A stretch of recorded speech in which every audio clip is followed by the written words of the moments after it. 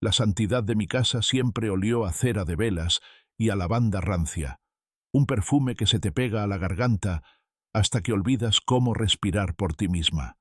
Mi padre siempre decía que una familia es como un rosario. Si una cuenta se desprende, el resto pierde su propósito y se dispersa en el polvo. Pero, ¿qué pasa cuando la cuenta no se cae, sino que decide que no quiere seguir atada por el mismo hilo de siempre? Antes de que sigas leyendo mi historia, quiero que te mires las manos y te preguntes algo. ¿Hasta dónde llegarías tú para mantener intacta la imagen de tu familia? ¿Serías capaz de enterrar vivo a quien más amas solo para no arder en el fuego del juicio de los demás? Si alguna vez has sentido que tu corazón es un campo de batalla entre lo que te enseñaron a creer y lo que tu instinto te grita que es justo, entonces esta historia también es tuya. Mi nombre es Elena, y durante 24 años fui la hija perfecta, la que nunca levantaba la voz, la que planchaba las mantillas de mi madre para la misa del domingo, y la que cerraba los ojos ante las grietas que empezaban a devorar nuestra mesa. Todo eso terminó el jueves pasado, justo a las 8 de la tarde, cuando mi hermano menor, Mateo, dejó caer su tenedor sobre el plato de porcelana heredado de mi abuela. El sonido no fue fuerte, fue seco, un chasquido que rompió el silencio sagrado de nuestra cena. Mi padre, con esa autoridad que parece emanar de los mismos muros de piedra de nuestra casa en el centro histórico, ni siquiera levantó la vista de su sopa, pero sus nudillos se pusieron blancos. Mateo no bajó la mirada, algo que en mi familia es equivalente a una declaración de guerra. Sus ojos, que siempre habían buscado mi aprobación antes de dar cualquier paso, estaban fijos en el gran crucifijo de madera que preside nuestro comedor. «No voy a ir al seminario, papá, y no voy a casarme con Lucía», dijo, y su voz sonó extrañamente serena en medio de la tormenta que acababa de desatar. El aire se volvió denso, casi sólido. Mi madre se llevó la mano al pecho, buscando desesperadamente el crucifijo de plata que cuelga de su cuello, como si el metal pudiera protegerla de la realidad. Mateo continuó, sin esperar a que el grito de mi padre estallara: «Soy gay, y no puedo seguir viviendo en esta mentira que ustedes llaman fe». En ese instante, sentí que el suelo bajo mi silla desaparecía. No fue odio lo que sentí, fue un terror paralizante, un frío que me recorrió la columna porque sabía, con una certeza absoluta, que la vida que conocíamos se había acabado para siempre. Mi padre se levantó con una lentitud que daba más miedo que cualquier arrebato de ira, se apoyó en la mesa y miró a Mateo como si fuera un extraño, una mancha que debía ser borrada. Luego, sus ojos se clavaron en mí. Me llamó por mi nombre completo, con esa voz de trueno que solía usar para bendecir la mesa, pero esta vez, la bendición era una sentencia.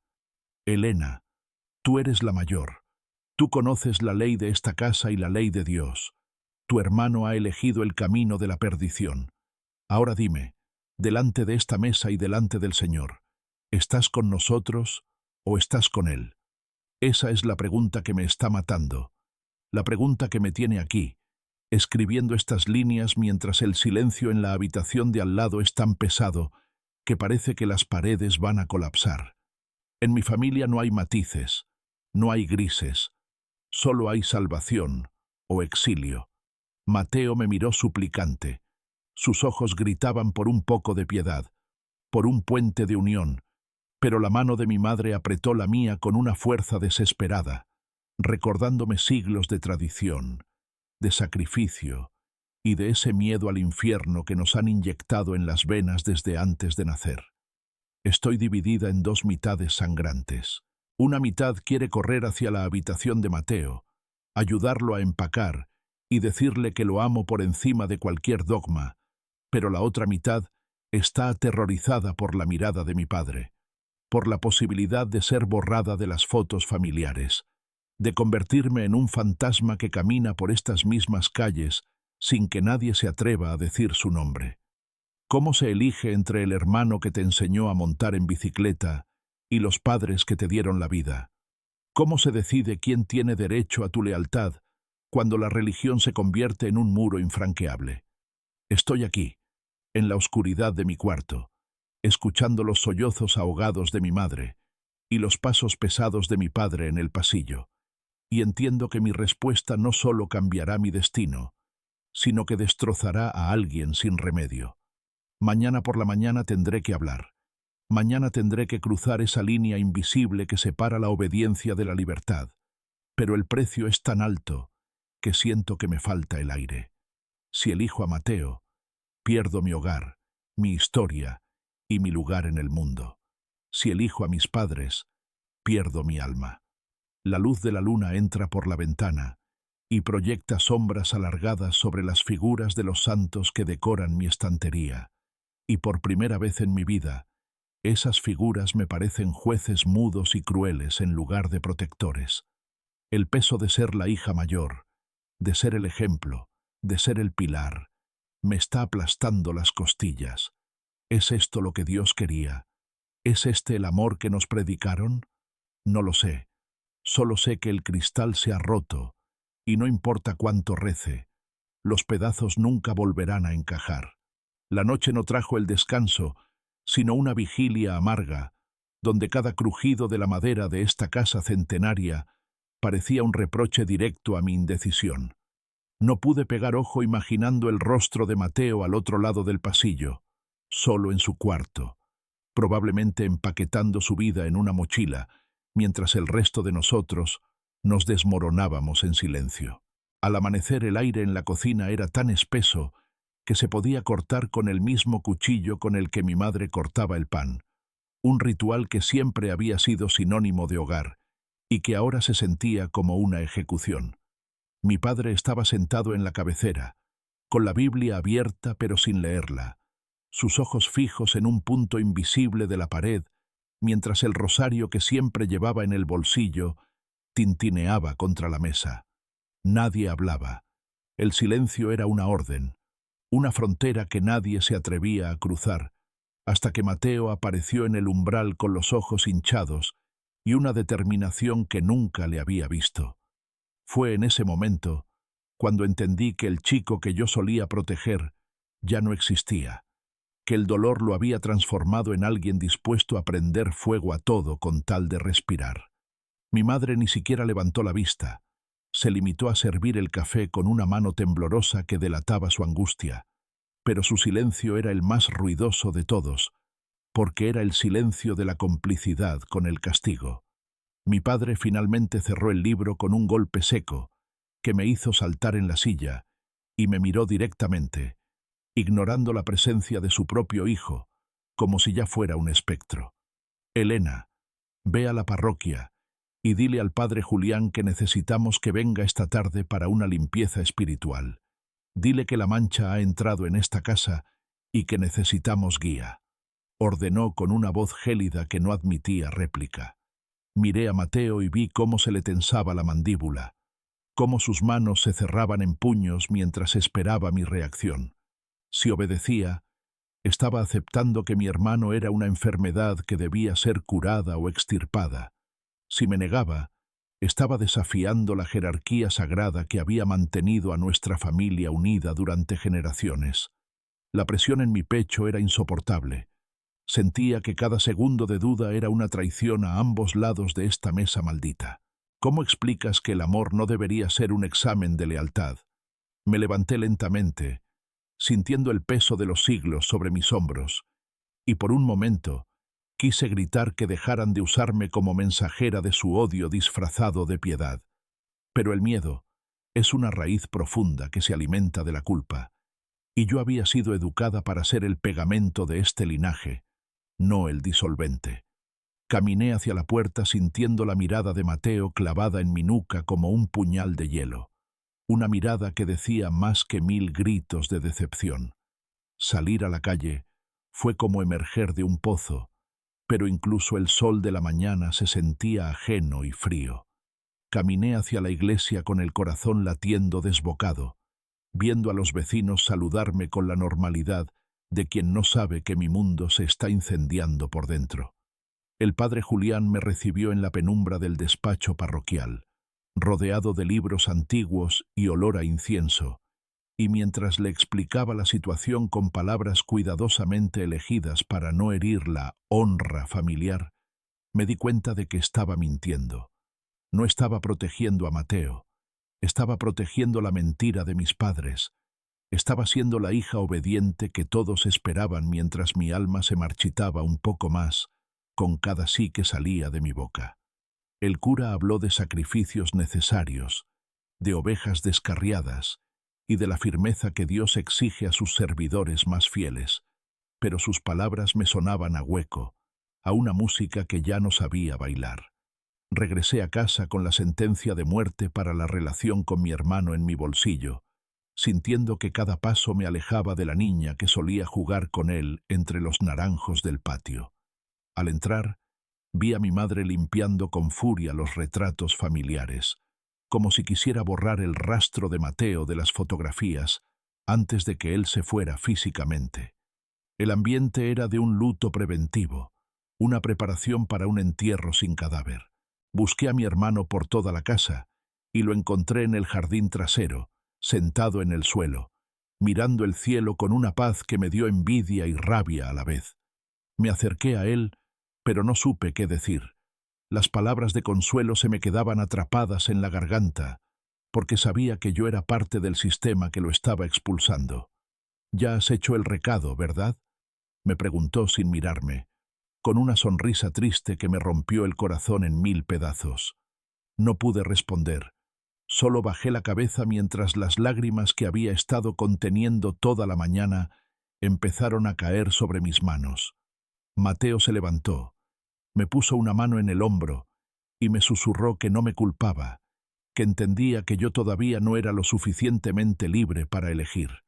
Ese perdón me dolió más que cualquier insulto de mi padre, porque me recordó que en esta historia, la que estaba realmente atrapada no era él, sino yo.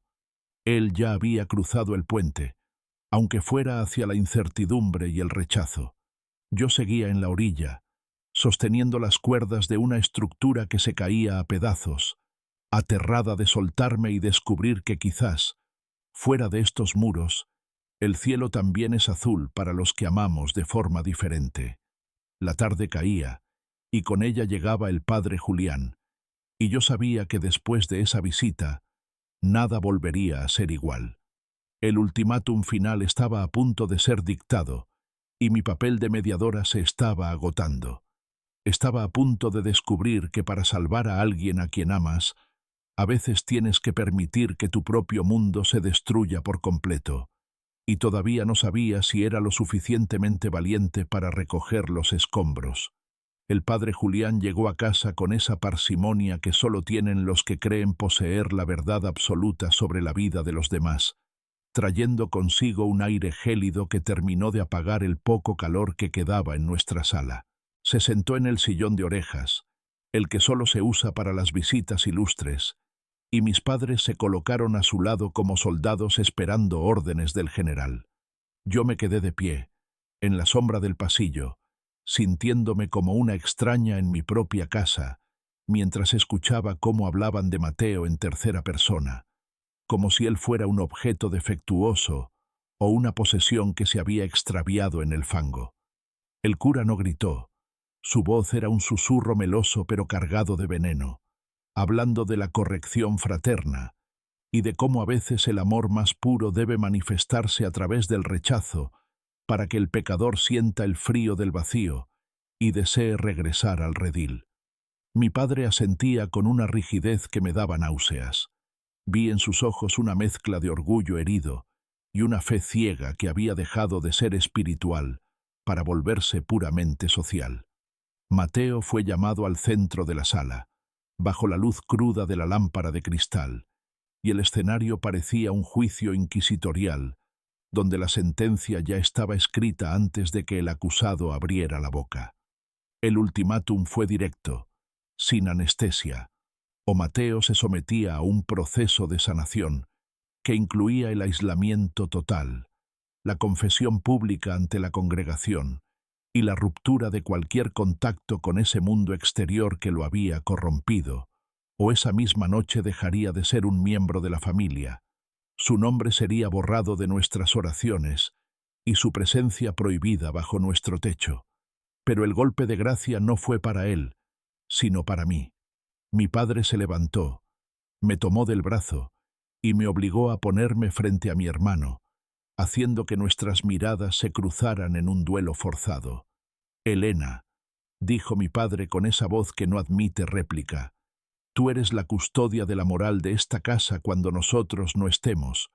Si Mateo decide irse, si decide abrazar su vicio, tú serás la primera en cerrarle la puerta. Quiero que le digas ahora mismo, delante del Padre y de Dios, que si cruza ese umbral, tú no volverás a hablarle, que para ti habrá muerto». El silencio que siguió a esas palabras fue el más doloroso de mi vida. Podía oír el latido de mi propio corazón golpeando contra mis costillas como un animal enjaulado. Miré a Mateo y vi que estaba temblando, pero no de miedo, sino de una indignación contenida que lo hacía parecer más alto, más íntegro que todos nosotros juntos. Él esperaba mi respuesta, no con exigencia, sino con una curiosidad desgarradora, como si mi decisión fuera el último hilo que lo mantenía unido a su pasado. El padre Julián me observaba con sus ojos pequeños y analíticos, juzgando mi fe por la velocidad de mi obediencia. Sentí que me asfixiaba, que el aire estaba lleno de partículas de polvo y de siglos de dogmas que me exigían traicionar mi sangre por una idea de pureza que en ese momento me pareció cruel y vacía. Mi madre empezó a sollozar, un sonido quebrado que me suplicaba que cediera, que dijera las palabras que mi padre quería oír para que la tormenta pasara, aunque supiéramos que esa paz sería una mentira comprada con el sacrificio de Mateo. Mis labios se movieron, pero no salió sonido alguno. ¿Cómo podía pronunciar una sentencia de muerte contra el niño al que le curaba las rodillas cuando se caía en el patio? Mi padre apretó más fuerte mi brazo, su dedo índice señalando el suelo como si estuviera marcando la frontera del infierno. «Dilo, Elena. Demuestra que tu lealtad está con el Señor y no con la carne desviada», insistió, y en su voz noté por primera vez una fisura de desesperación, como si él también supiera que si yo no hablaba, el edificio entero de nuestra familia se vendría abajo. Miré a Mateo a los ojos y vi una lágrima rodar por su mejilla, pero su rostro permanecía firme. En ese instante, comprendí que el ultimátum no era solo para él, era una trampa para mí, una prueba de fuego diseñada para quemar cualquier rastro de autonomía que yo hubiera conservado. Si pronunciaba esas palabras, me convertiría en el carcelero de mis propios padres. Si guardaba silencio, me lanzaba al abismo con mi hermano. La tensión era un cable a punto de romperse. Finalmente, con la garganta seca y el alma hecha jirones, logré articular algo, pero no fue la condena que ellos esperaban, sino un susurro que apenas rompió el aire. «No puedo matarlo mientras sigue vivo delante de mí». El rostro de mi padre se transformó en una máscara de furia contenida.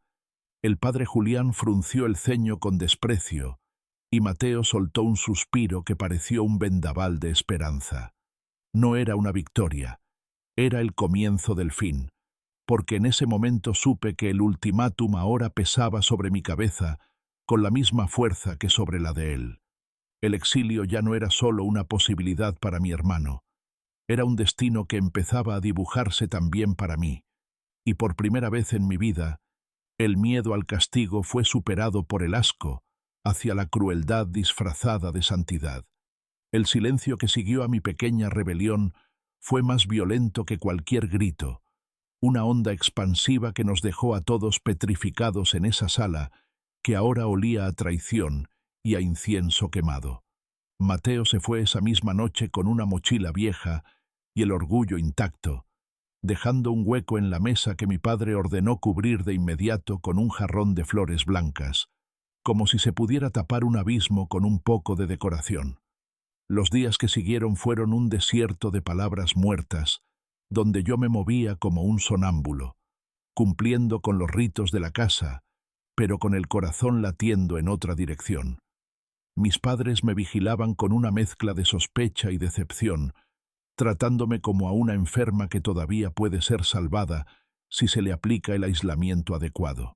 Pero la curiosidad y el amor son fuerzas que no entienden de excomuniones, y una tarde, bajo el pretexto de ir a las vísperas, tomé un autobús hacia la parte moderna de la ciudad, un lugar que para mis padres era el equivalente a las puertas de Sodoma. El corazón me martilleaba en las sienes mientras caminaba por calles llenas de luces de neón, gente riendo y una libertad que me resultaba ofensiva y fascinante a la vez. Encontré la dirección que Mateo me había enviado por un mensaje furtivo, un apartamento pequeño encima de una cafetería ruidosa, un mundo de distancia de nuestros techos altos y suelos de mármol. Cuando me abrió la puerta, no vi al chico derrotado que esperaba, sino a un hombre que parecía haber soltado una carga de plomo. Vestía ropa que nunca le habrían permitido usar en casa, y en sus ojos había una chispa de vida que el seminario casi había extinguido. Entrar en su nuevo refugio fue como cruzar a otra dimensión. Había libros prohibidos, música que no era sacra, y un aire de autenticidad que me hizo sentir como una intrusa en mi propia piel. Nos abrazamos durante lo que parecieron siglos, y en ese contacto sentí la fragilidad de nuestra unión.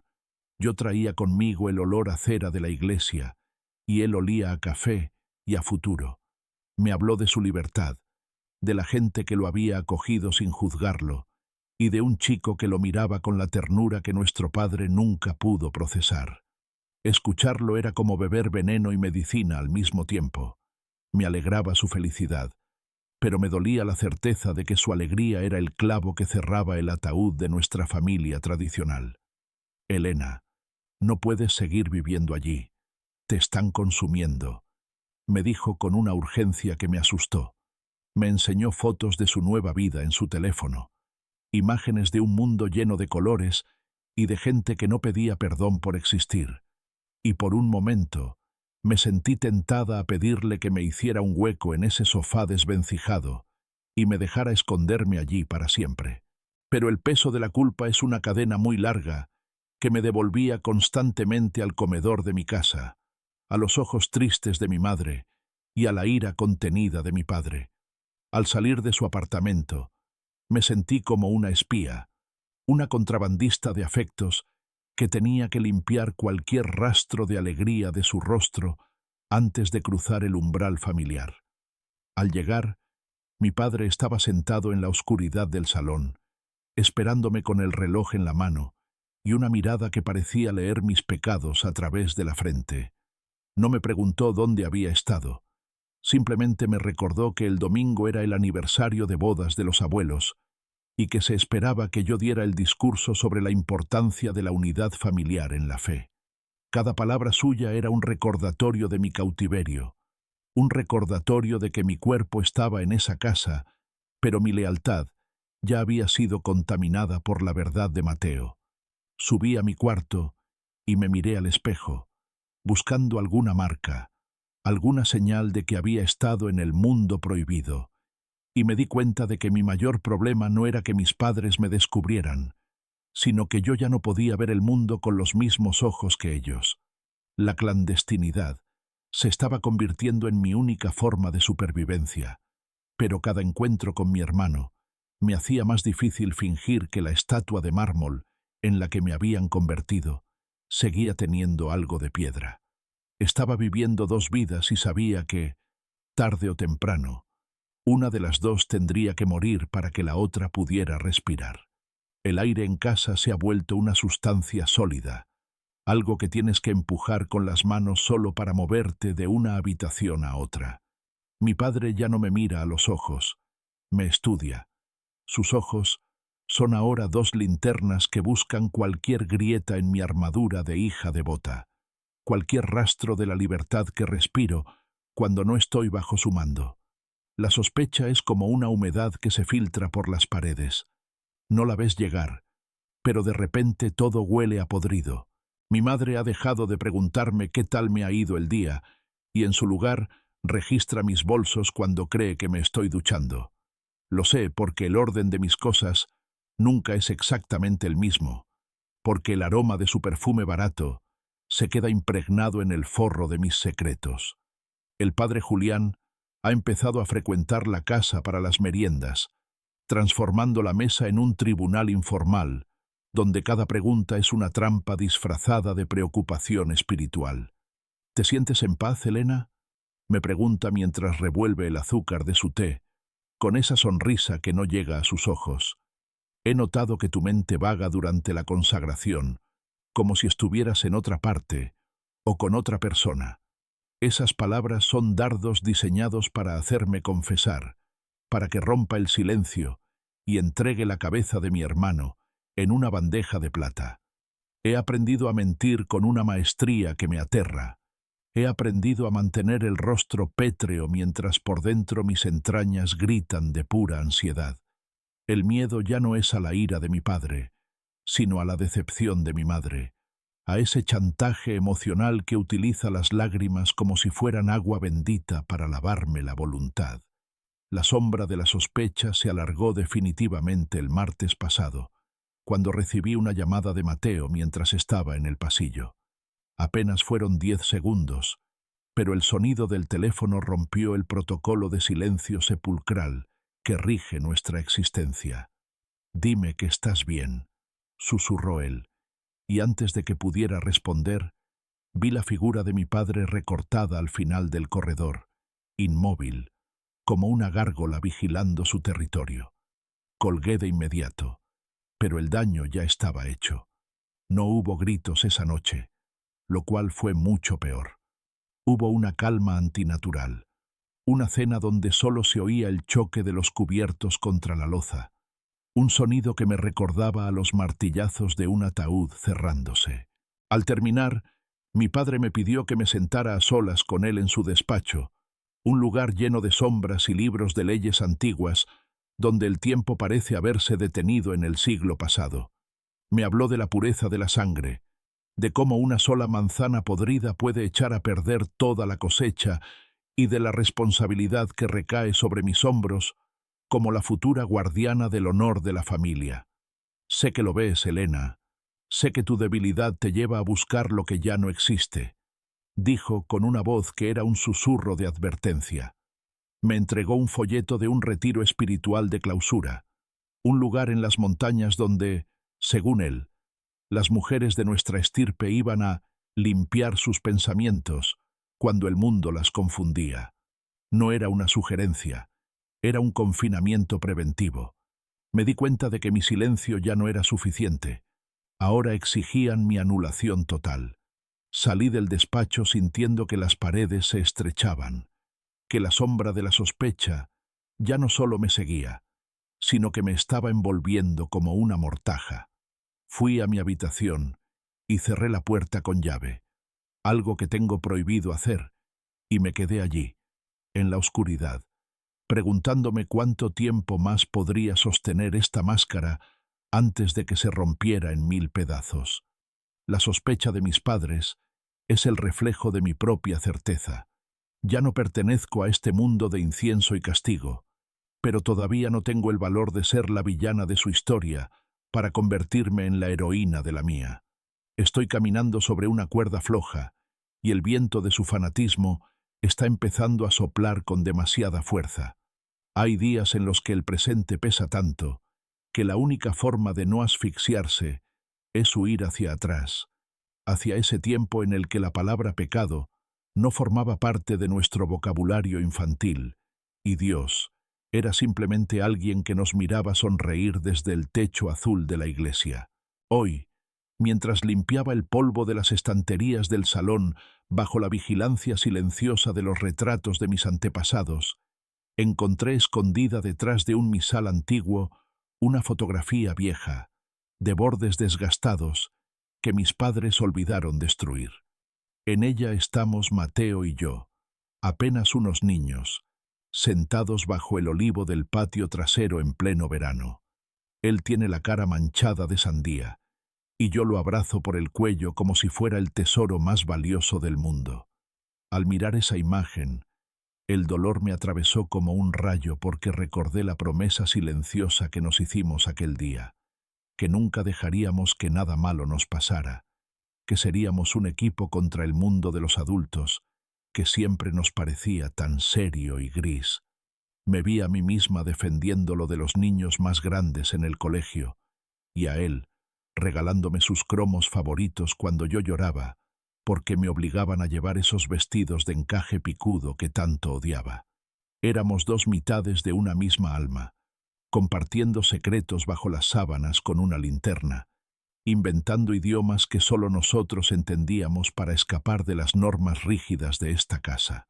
Recuerdo especialmente una tarde, cuando él tenía 10 años y yo 12, en la que me confesó que tenía miedo de crecer porque sentía que algo en él no encajaba con los planes que papá tenía grabados en piedra. Yo no entendía a qué se refería, pero le tomé la mano y le dije que no importaba lo que pasara, que yo siempre sería su refugio. Qué fácil era ser valiente cuando no sabíamos el precio que la vida nos cobraría por esa lealtad. Esa complicidad era nuestra verdadera fe, una religión basada en el cariño y no en el temor. Pero con el paso de los años, esa luz se fue apagando bajo la sombra del deber y la doctrina. Mis padres empezaron a moldearnos como si fuéramos barro, apretando donde dolía para darnos la forma que ellos consideraban digna. Y yo, por miedo o por cansancio, me dejé moldear. Pero Mateo siempre conservó ese núcleo indomable que ahora lo ha llevado al exilio. Me pregunto en qué momento dejamos de ser esos niños bajo el olivo para convertirnos en dos desconocidos que se mandan mensajes cifrados para evitar la ira de un padre que ama más sus normas que a sus propios hijos.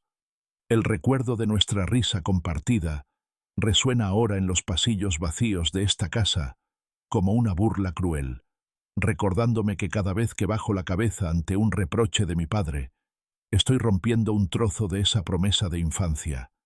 He guardado la foto en el bolsillo de mi delantal, sintiendo que el papel quema contra mi muslo, un recordatorio físico de que Mateo no es una mancha ni una enfermedad, sino el niño de la sandía, el hermano que me hacía reír cuando el mundo se volvía demasiado oscuro. Esos recuerdos son los que me mantienen en pie cuando el padre Julián habla de pureza, porque sé que no hay nada más puro que el amor que nos teníamos antes de que nos enseñaran a juzgar.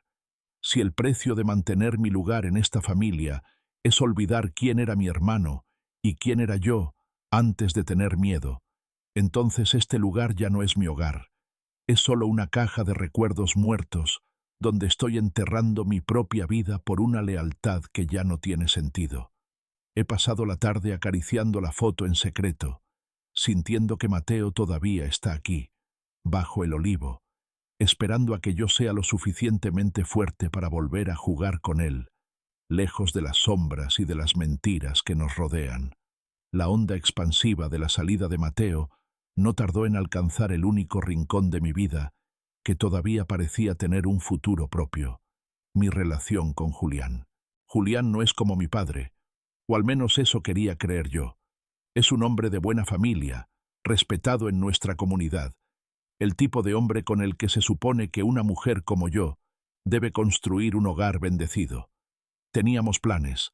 La fecha de la boda estaba marcada en el calendario de la cocina como una promesa de escape, pero en esta casa nada es privado, y el estigma de un hermano desviado se contagia como la peste. El lunes por la tarde, Julián vino a casa, pero no traía flores ni esa sonrisa tranquila que solía calmar mis nervios. Traía el rostro rígido y la mirada esquiva de quien ha estado escuchando demasiados susurros en el club social y en la salida de la misa. Nos sentamos en el patio, el lugar donde se supone que los novios hablan de amor bajo la vigilancia de las ventanas, y el silencio entre nosotros fue un muro de cemento. Elena, la gente habla, y sabes que mi familia cuida mucho su posición, empezó a decir, y cada palabra era como una bofetada de realidad que me recordaba que para él yo no era una mujer, sino un accesorio que debía estar libre de manchas. Me explicó, con una frialdad que me heló la sangre, que su padre le había sugerido revaluar nuestro compromiso, a menos que nuestra familia tomara medidas drásticas y públicas para desvincularse de la conducta de Mateo. Básicamente, me estaba pidiendo que eligiera entre el anillo que llevaba en el dedo y la sangre de mi hermano, que demostrara mi pureza, escupiendo sobre la memoria del chico con el que compartí mi infancia.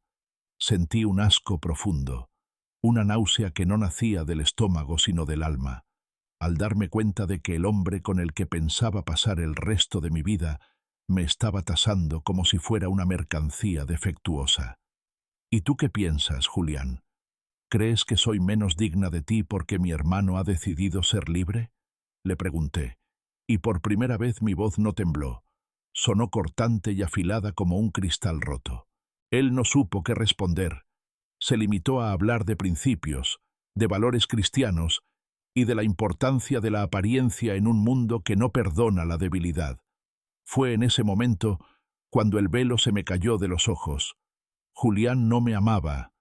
Amaba la idea de la hija perfecta que yo proyectaba, la mujer sumisa y devota que no causaría problemas. Mi padre salió al patio en ese instante, como si hubiera estado esperando su entrada triunfal, y en lugar de defenderme, se puso del lado de Julián, hablando de cómo entendía sus preocupaciones y de cómo yo estaba trabajando para rectificar mi camino. Me sentí como un animal acorralado entre dos cazadores que discutían sobre el precio de mi piel. Sin pensarlo, me quité el anillo de compromiso, esa piedra brillante que de repente me pareció un grillete pesado, y lo dejé sobre la mesa de piedra con un golpe seco que resonó en todo el jardín. Si tu amor depende de a quién ame mi hermano, entonces no quiero tu amor, Julián, porque es tan pequeño que no cabe en mi corazón, dije, y la expresión de horror de mi padre fue el regalo más satisfactorio que he recibido en años. El compromiso se rompió allí mismo, entre el olor a azahar y la rabia contenida de dos hombres que creían tener el derecho de decidir por mí. Julián se fue sin mirar atrás, y mi padre me propinó una bofetada que me dejó el sabor del hierro en la boca. Pero no lloré. Me quedé allí, con la mejilla ardiendo y el alma más ligera que nunca. Había perdido mi futuro según los planes de mi familia, pero por primera vez en 24 años sentía que ese vacío era un espacio que yo misma podía empezar a llenar. La ruptura del compromiso no fue una tragedia, fue el primer acto de demolición de la cárcel que otros habían construido para mí, y aunque ahora era una solterona deshonrada a los ojos de mi comunidad, en mi interior empezaba a nacer una mujer que ya no tenía miedo a la soledad si el precio de la compañía era la traición a su propia esencia. Mi padre me gritó que me quedaría sola, que nadie querría a la hermana de un sodomita que además era una rebelde, pero sus palabras ya no tenían poder sobre mí. El hilo se había roto y yo, por fin, empezaba a caer, pero hacia arriba.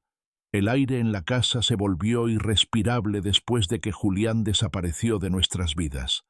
Mi padre me trataba como a una paria, una presencia invisible que solo servía para recordarle su fracaso, mientras mi madre se refugiaba en un rosario interminable, susurrando letanías como si las palabras pudieran levantar un muro contra la realidad.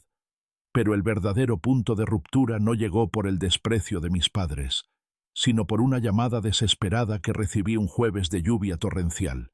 Era Mateo, y su voz, siempre tan segura últimamente, sonaba rota, pequeña, cargada de un miedo que me atravesó la piel. Elena, me han echado del piso.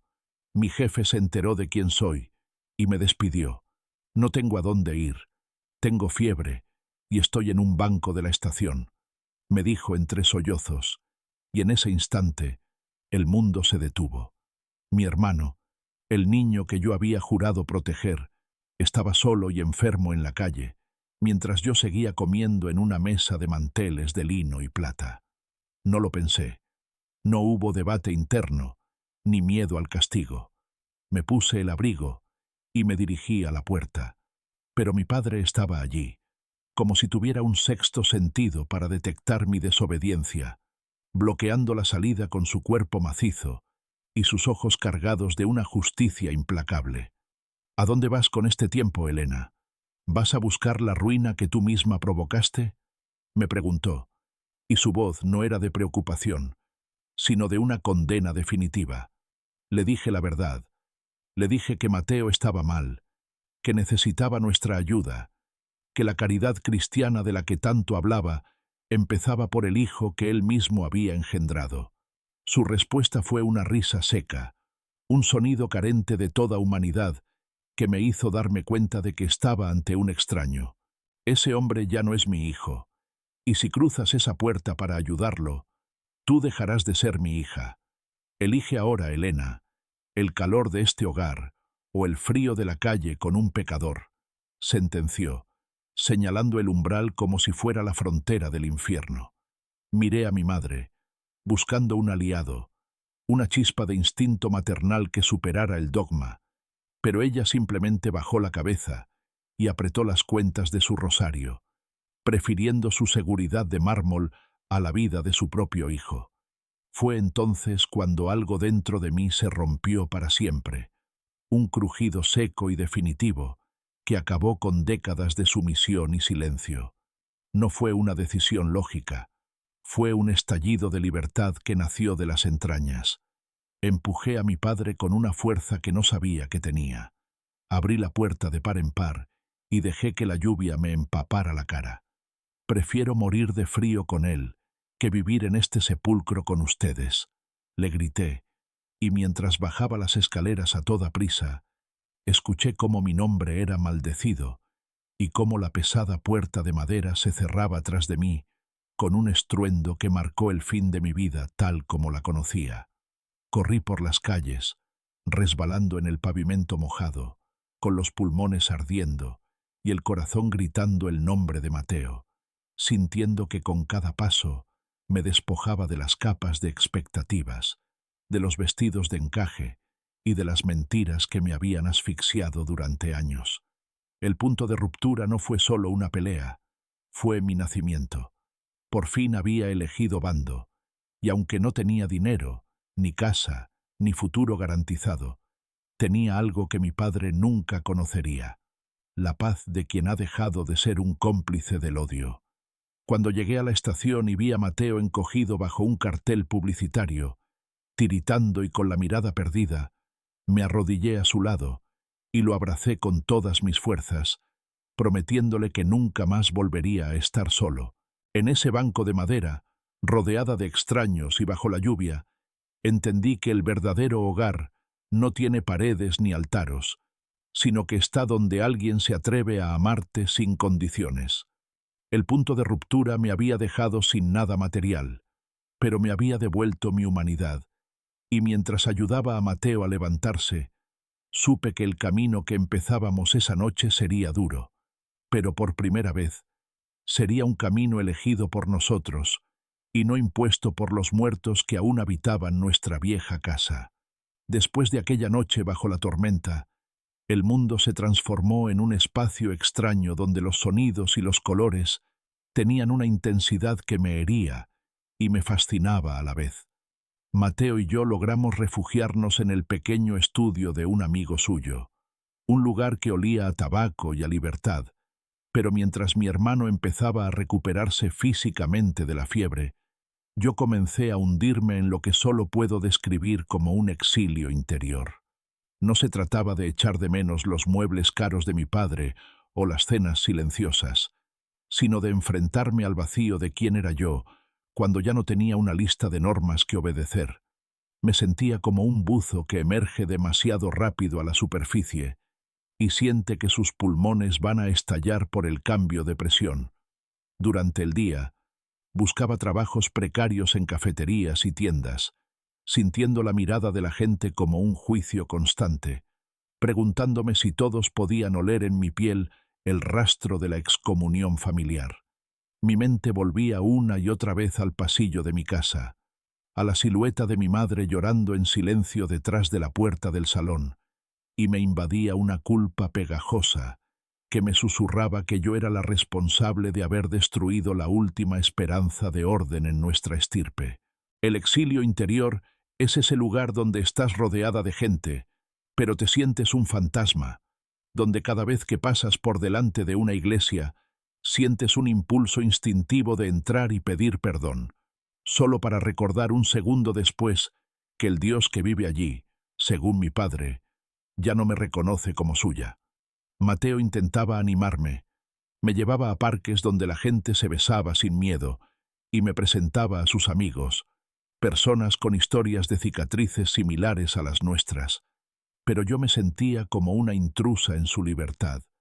Ellos habían nacido para romper cadenas, yo había sido forjada para ser un eslabón. Por las noches me despertaba sobresaltada buscando el crucifijo que solía colgar sobre mi cama, y al encontrar solo una pared desnuda y desconchada, sentía un abismo abriéndose bajo mis pies. ¿Quién es Elena si no es la hija de su padre? ¿Quién soy si no tengo que preparar el altar o cuidar las apariencias? Empecé a caminar durante horas por los barrios donde nadie me conocía, observando a las familias normales a través de las ventanas iluminadas, sintiendo una envidia punzante por su ignorancia de la tormenta. Mi exilio era una lucha contra las voces de mis antepasados que resonaban en mi cabeza, llamándome traidora, llamándome débil, diciéndome que el amor por mi hermano era una forma de egoísmo que me condenaría para siempre. Fue en este aislamiento donde empecé a entender que la verdadera prisión no eran los muros de piedra de mi casa, sino el miedo que me habían inoculado desde la cuna. Estaba libre físicamente, pero mi espíritu seguía arrodillado en el confesionario, esperando una absolución que nunca llegaría de manos de un hombre. Mateo se convirtió en mi espejo y en mi guía, mostrándome que el exilio no tiene por qué ser un castigo, sino que puede ser el suelo fértil donde por fin crezca algo auténtico. Sin embargo, el dolor de la ausencia de mi madre era una herida abierta que no dejaba de sangrar. La imaginaba en su cuarto, sola, rodeada de sus santos, y me preguntaba si ella también se sentía exiliada dentro de su propia obediencia. Mi exilio interior era un desierto que tenía que cruzar para dejar de ser una sombra y empezar a ser una mujer, pero la arena era profunda, y cada paso me costaba un pedazo de mi antiguo yo. Empecé a escribir en un cuaderno viejo, volcando allí toda la rabia y el amor que no sabía dónde poner, y poco a poco, las palabras se convirtieron en mi único refugio contra la locura de haber perdido mi mundo entero, de la noche a la mañana.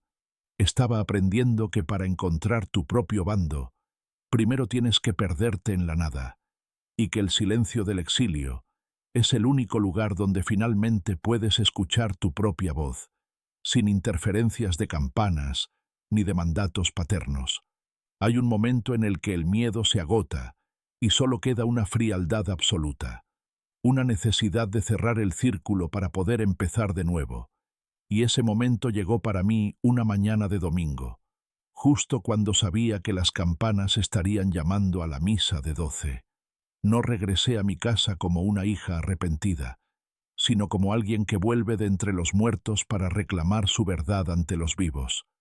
Al cruzar el umbral de la que fue mi casa, el olor a cera y a encierro me golpeó con la fuerza de un recuerdo traumático, pero esta vez no bajé la mirada ante los cuadros de los santos que parecían juzgarme desde las paredes.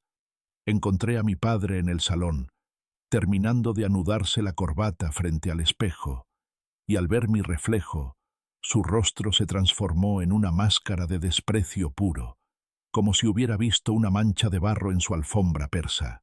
«Vete de aquí antes de que llame a la policía. Tú ya no tienes nombre en este hogar», escupió sin volverse, pero yo no me moví.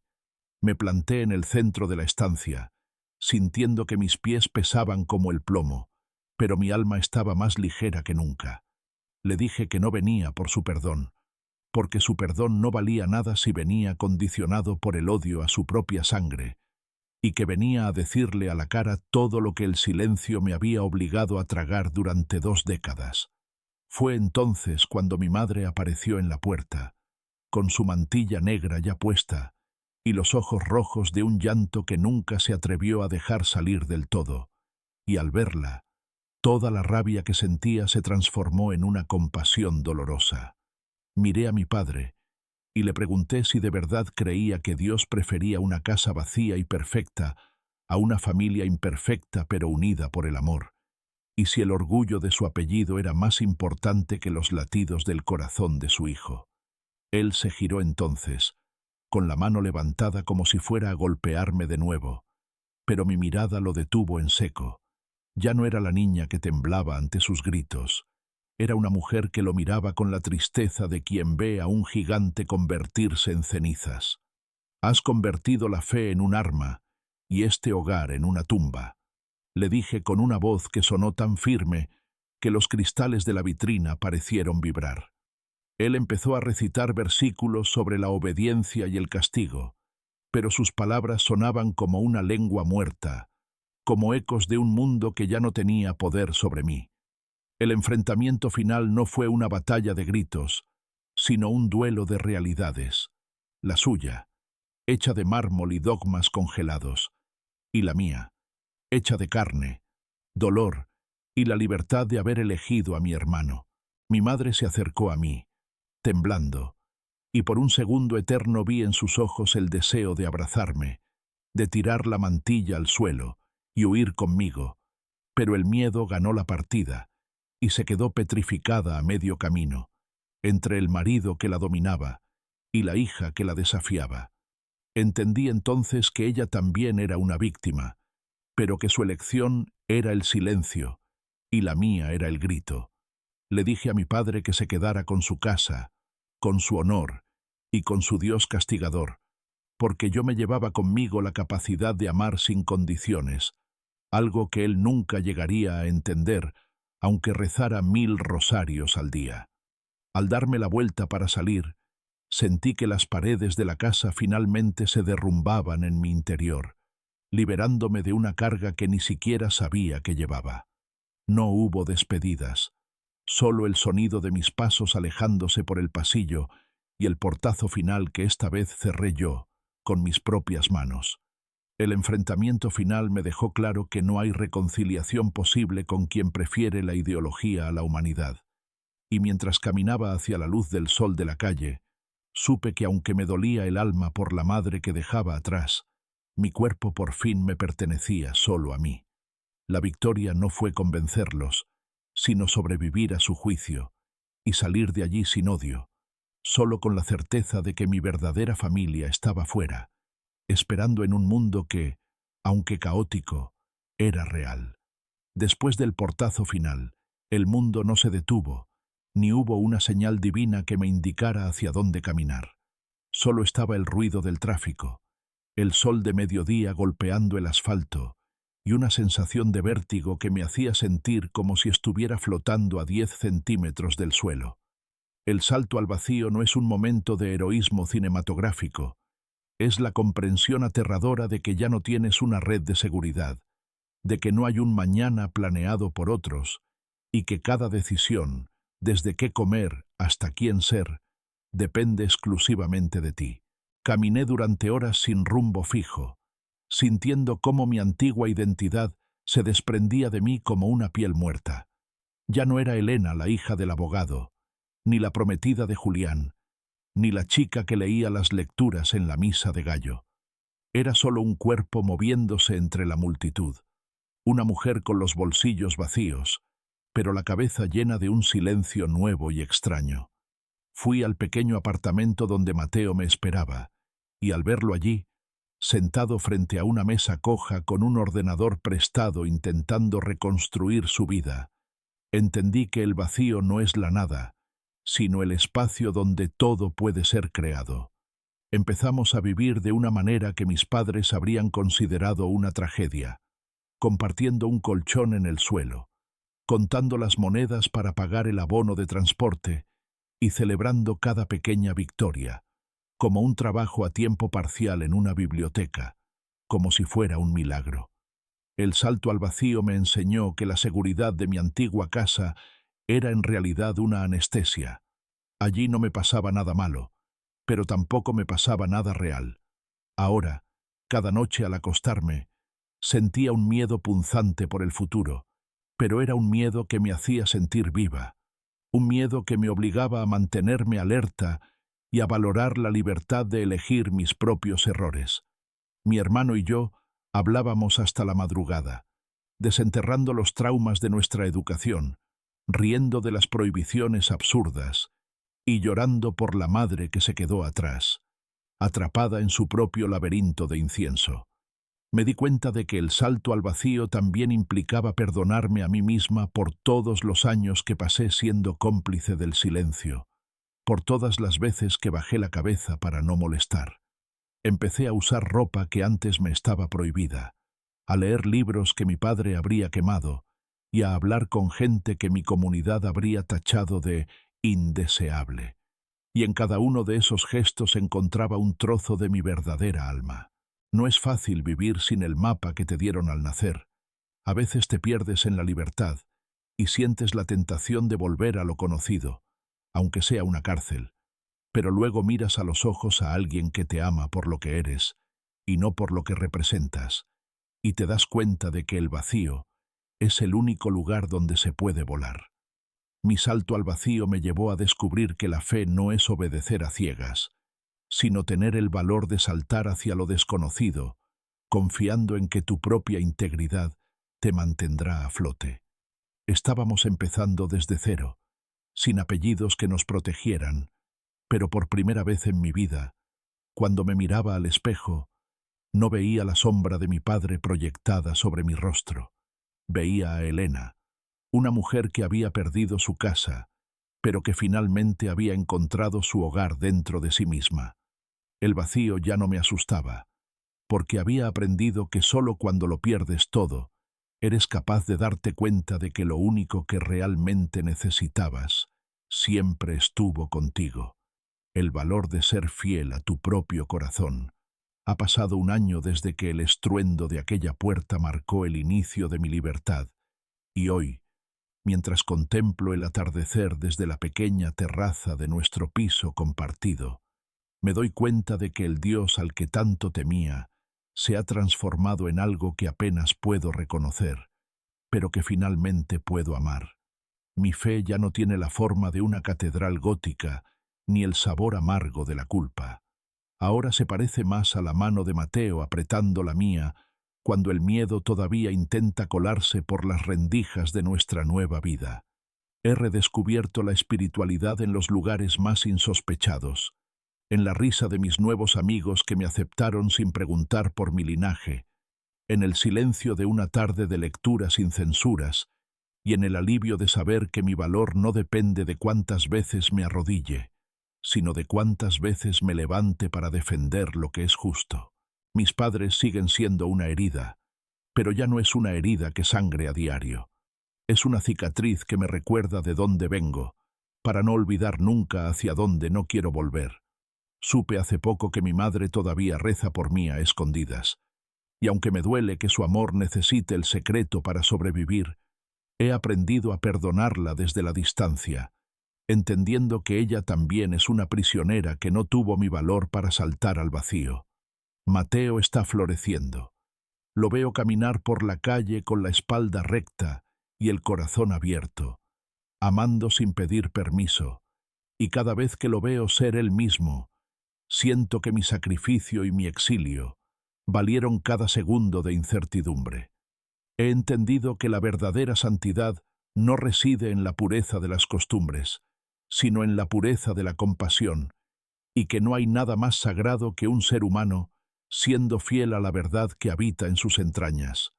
Mi nueva fe no me ofrece respuestas absolutas, ni me garantiza que el camino será fácil, pero me regala la paz de saber que mi conciencia ya no está en guerra con mis sentimientos.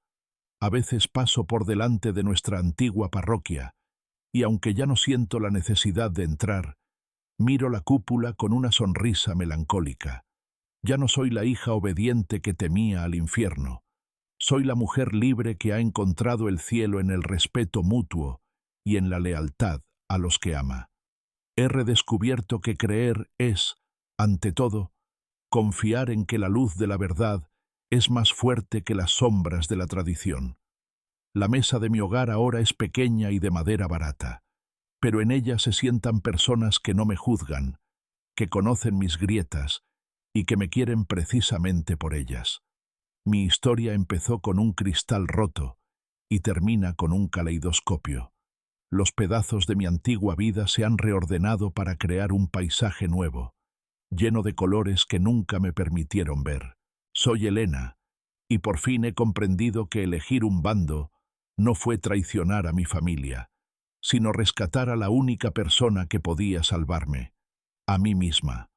La fe, al final, no era el muro que nos separaba del mundo, sino el puente que tuve que construir sobre mis propios miedos para llegar a la orilla de la autenticidad, donde el amor ya no es un pecado y la libertad es la única oración que realmente importa.